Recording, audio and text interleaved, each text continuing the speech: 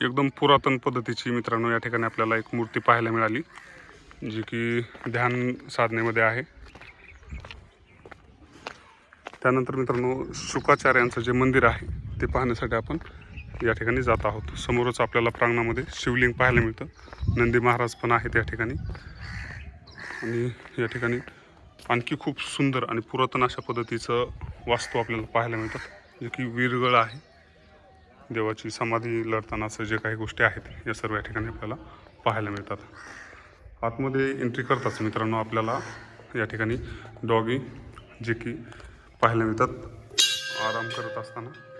परत एक आपल्याला या ठिकाणी नंदी महाराज दिसतात। एकदम प्राचीन पद्धतीचं हे मंदिर असून या ठिकाणी मित्रांनो आपल्याला आतमध्ये पाहण्यासारखा योग आहे।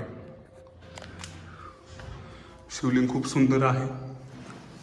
हर हर महादेव।